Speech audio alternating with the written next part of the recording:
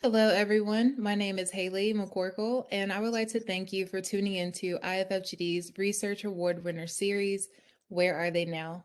This program was designed not only to acknowledge this year as being IFFGD's 30th anniversary, but to also give us a chance to reconnect with some of our past research and grant winners.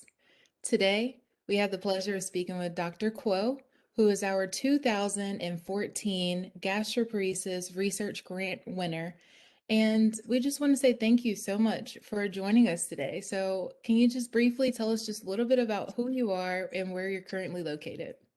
Thank you very much for the opportunity. It's a real pleasure to talk to you all today. I'm at Massachusetts General Hospital in the GI division at Harvard Medical School in Boston, Massachusetts. Nice. So, when we're talking just a little bit about the gastroparesis grant that you won in 2014, so can you just tell us just a little bit, maybe how winning that grant may have furthered your research in the area of gastroparesis? Well, I must say I've been extremely fortunate to get that award because you know it came at a pivotal time in my career where I had received some funding to support my research aspects of my career, which is clinical research in gastroparesis and GI motility disorders. But there was a little bit of a gap to the next major career grant process. And so IFFGD was extremely pivotal in helping to support me to gather more momentum, more steam, more data to allow me to compete better for finally getting the next stage of award, which has really been enormously helpful in furthering gastroparesis research for patients. Yes, and honestly, just trying to raise awareness about that and bring attention to a lot of the research is so crucial, especially for gastroparesis, where it's commonly misunderstood. And it's honestly that's important to just bring education to the general public. So, speaking of education, what about some of the publications that may have come out after your research study that you have conducted? And what are some things that maybe patients should understand or know about? In regards to some publications that you have written. Well, certainly. You know, uh, some of the work we've done with gastroparesis has focused around a couple of things. Number one, better understanding the symptomatology, the symptoms of nausea, vomiting, early satiety, and abdominal pain, and how we can better gather that information to potentially use it for clinical trials. Because without clinical trials, we would not be able to have new treatments and options for patients for gastroparesis. And so I was part of a group which helped develop the gastroparesis consortium, the Gastrocardinal Symptom Index, the GCSI, which is one of the standards that's used for clinical trial endpoints or any real study endpoints in gastroparesis. And that is really pivotal also because that thing could not even be created without the generous time of patients to sit and be interviewed about their symptoms, for them to tell us what are the most important symptoms that bother them, and how badly does it affect them, how long does it affect them, and trying to take all that information to ultimately create this survey scale, which is rather simple and straightforward, but it can be used over and over and over again to assess how people are doing at baseline, how are they doing over the course of any sort of intervention, and to see if the difference between when they start and when they are treated, if there's a difference enough compared to placebo to make any, to say that a treatment that we're trying to evaluate actually contributes to making patients feel better. So that there are some papers on the GCSI index, which are extremely important. And that's just one aspect that heavily involved patients and their feedback. Yeah, and I just think the patient voice is so crucial when it comes to conducting that type of research and really understanding, like you said, are these treatments that we're even investigating helpful for the patient community? Because living with gastroparesis can be extremely debilitating. So understanding that as a researcher, how these treatments can benefit is very, very important. And so when we're talking about some of the research that you are involved in, and I think you're still involved in gastroparesis research, is that correct? Absolutely, absolutely. And so we've done quite a number of different things. We've done some trials looking at patients with upper GI symptoms of nausea, vomiting, abdominal pain, and early satiation. and had them undergo testing with scintigraphy and the wireless motility capsule and seeing what are the outcomes of these patients over 3 to 6 months time period. And those publications have come out in the past 2 years showing that actually, depending on if you have delayed gastric emptying or not with a wireless motility capsule, you can actually get a sense of how patients respond to certain types of medications over time. And so those have been some very interesting reports because ultimately right now, whether you have delays in gastric emptying by scintigraphy, it hasn't been clear. That tells you what's going to happen down the line in terms of how you may respond to different medications. And so that's been some interesting work where the seeds were laid down in 2014 to 2017, and now we're seeing the fruits of that publication efforts. Yes, yes. That's awesome. And it's something that I think all of us are really excited to just really see what kind of takes off from here.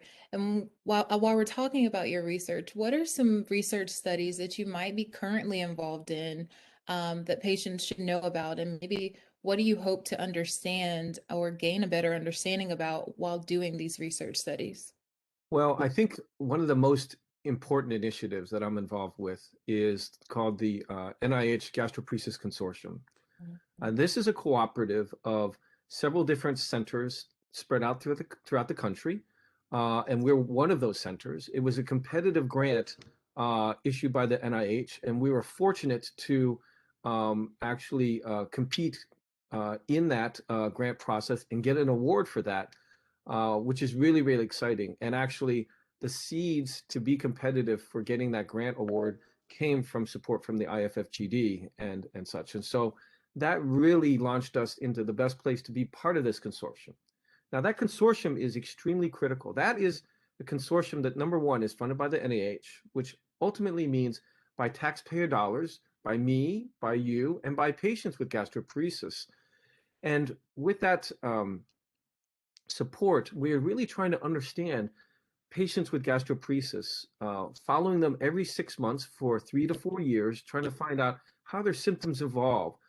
We give them a battery of questionnaires, and patients are so generous with their time in terms of answering these questionnaires, being allowed to be tested in different ways of gastric emptying, and other sorts of testing to understand how much chronic pain is involved, immunological factors. Some patients even have tissue from their stomach and other sorts of DNA and other things they generously give to the research project so we can understand potentially the genetics and other sorts of histological, meaning tissue pathology, things related to gastroparesis. So that's been a process that's been going on for over 15 years.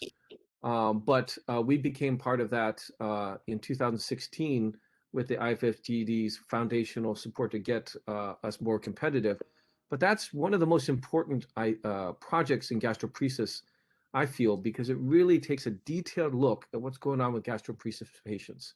So some of the things that are actively going on with that, we're still actively recruiting to find patients with gastroparesis, to track them over time and see how they do. Some of the things that we're looking at specifically with that are their chronic pain features, their features with regards to hypermobility syndrome and Ehlers-Danlos potential issues. We're also looking at how gastric emptying changes over time and different techniques of gastric emptying.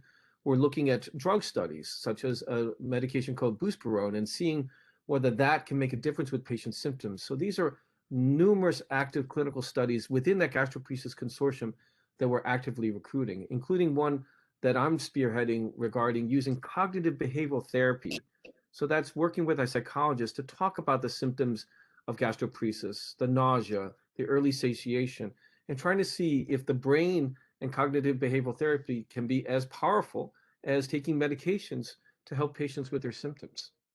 Yes, yes. And I'm so glad that you went into extreme detail about the consortium and also just the patient involvement and why that is so crucial and so important in helping us advance the research field and understanding of gastroparesis.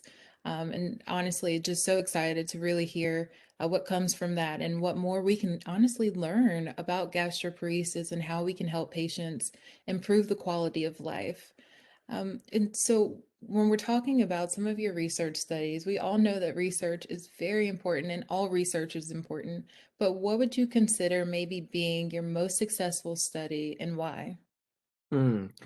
Wow, it's hard to come it down to one most successful study. I mean, there are so many passion projects for me in this area because gastroparesis really is a passion area for me. But I would say some of the one interesting study that has been a passion project is the development of gastric MRI, Mhm. and using that to better understand what's going on with the stomach in patients with gastroparesis, healthy volunteers, and patients with functional dyspepsia.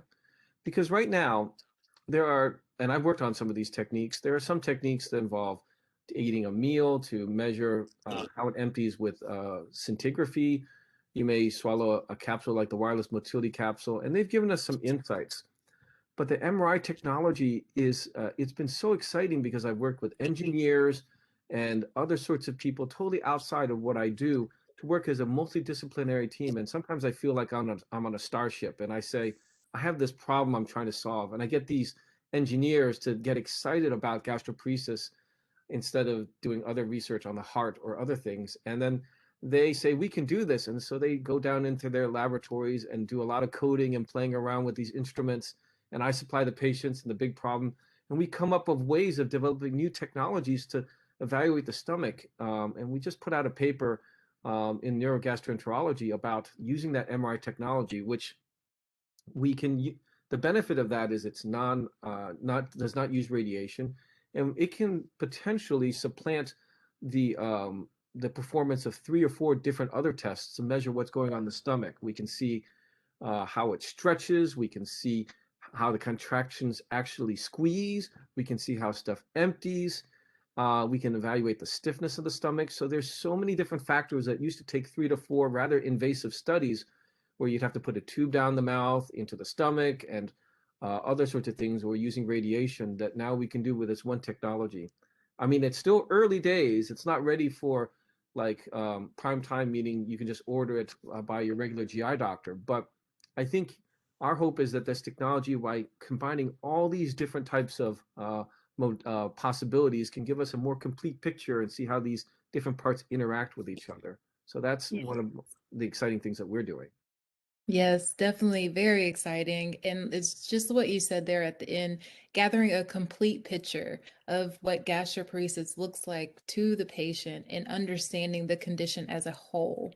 And honestly, technology has come so far, and that is one thing that I think has really helped in research is just the advancement in technology. But it's like what you said, we still have so many other areas to cover and so much further to go. But you touched a little bit on you being very passionate about gastroparesis. Can you just tell us just a little bit why you are passionate about being a researcher and maybe specifically in the area of gastroparesis? Well, to me, one of the things I've always been fascinated about is, what happens when we eat and what do we feel? I mean, it's such a fundamental daily process that we take for granted if it works well. In fact, we enjoy it when it works well, when we go out to see a pleasant, when we have a pleasant dining experience. But patients with gastroparesis, as we know, suffer terribly with some of these most basic experiences to the point that they're losing weight. They have significant nausea and pain. And so, to me, it's gastroparesis is a passion project because it takes a fundamental thing that we take for granted and then tries to understand from that what is going on in people that are so severely stricken by gastroparesis. And so I can remember all the way back down to when I was in 5th grade. I wrote a little fifth grade science project about what happens when we eat a hamburger. And little did I know, from 5th grade to now, I'm like trying to figure out all those little details of what happens when we swallow and chew to when it goes into the stomach and how it gets in the small intestine. And it just it never ceases to be a shortage of problems and to think about. But ultimately, the passion comes from taking a fundamental basic process that we take for granted and enjoy, and trying to understand why it's gone so awry in in patients, particularly those with gastroparesis. Yes, yes. Thank you so much for sharing that with us and expressing your passion in research. And so, as we're talking about some of the acknowledgments that you have received, especially winning the IFFGD grant in 2014, but what other acknowledgments might have you received in the area of research for gastroparesis? Well, I think getting competing for the NIH funding, that's the UO1 Gastroparesis Consortium, is one of my academic highlights because it really is a statement that the reviewers thought the work that I've done with the patients has reached a level to be worthy of joining this august group of other centers doing this sort of research. Honestly, most of them are 10 to 15 years older than me. So I feel very lucky to be part of that group and process. You know, I think through this hard work, I've been given more administrative responsibilities in trying to shape a clinical center, which at my hospital is called the Center for Neurointestinal Health, and really trying to create that center as the medical director to merge both the patient experience and the research experience and what that can bring to the table in understanding patients with GM motility and visceral pain disorders, including gastroparesis, which is one of our heavy focuses. But I think one of the biggest things for me is being involved in the process of helping to understand and develop new pharmacology, new drugs for gastroparetic patients. That people are asking my opinion of what I've seen from the patients that I have come to me who have suffered, and thinking about what are the things that we have to take care of in these sort of patients, the endpoints, what are the practicalities of taking care of these patients, and how it may play out in a clinical trial. And I would say, in that regard, right now is one of the most exciting pivotal times for gastroparesis because this is sort of like what IBS was 15 years ago. We are at this stage where we have quite a number of drug candidates in phase 2, which is the early disease studies, and some early phase 3s that are going on in numerous agents for gastroparesis. I think in my mind, I can think of easily 4 or 5 drug candidates, which is exciting because 10 years ago, that wasn't the case. And that is simply because we got to the point of recognizing that it's a big enough problem from our patient advocacy, understanding how the patients feel with a gastroparesis cardinal symptom index, and then all the groundwork for the past 25 years, thinking of all the different drug candidates that can filter up and finally lead to a couple of lead candidates to now be involved in these trials. And so I've been a part of that process. I've been lucky to work closely with some pharmaceutical companies in developing those programs and reporting those results. But there's still more work to be done because we still have to get some of these drug candidates over the goal line and get FDA approval, which hasn't happened yet in the past 10 or 15 years. But I do think there's some distinct candidates that could be close with a phase 3.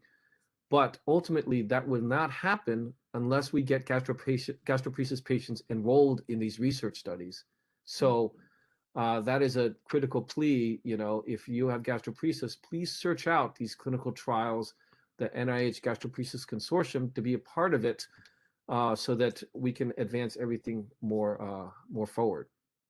Patient involvement and advocates are so crucial in furthering the research. And I know you touched a little bit on what you see as being some of the gap needs in the area of research for those living with gastroparesis, but can you just give us a little bit of detail on what you see as being really and truly some of the gap needs in the area of research and how you might see these gap needs being fulfilled from your lab or even through the consortium with NIH? Certainly. So I think one of the gap needs is getting a drug through phase 3 and FDA approval and out there so that patients can say, I have gastroparesis.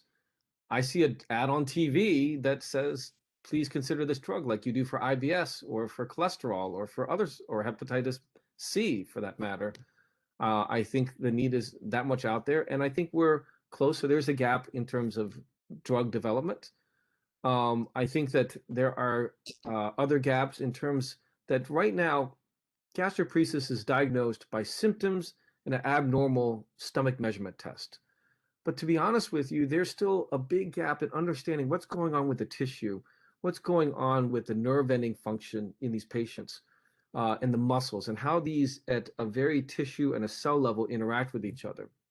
And the reason that's been difficult, honestly, is because it's not easy to get access or sampling of the tissue to understand these interactions. When we get tissue samples, we're merely just getting the mucosa, just the inner lining, which doesn't have the nerves and the muscles that are actively involved in gastroparesis, at least not what we feel are the major players. And so there's very, very few studies that have looked at this stuff. Gastroparesis Consortium published one that I wasn't a part of, but now we're trying to develop new techniques to get access to the full thickness of the stomach, and that's critical. But that does require patients to be willing to subject themselves to this, and we are working on different techniques along with other groups to try to get that. Because if we can get that tissue, we can better understand these interactions with the new scientific tools that other uh, disciplines are using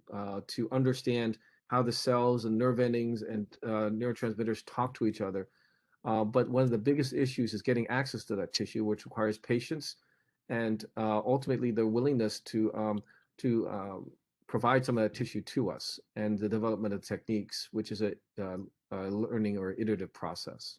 My Yeah. hope is down the line that in addition to getting gastric emptying and having symptoms, that everybody would be able to get one of these full thickness biopsies so that ultimately we can see there are probably going to be different subtypes of gastroparesis so that we know better this type of subtype because of this molecular profile could be treated better with this medication rather than that medication.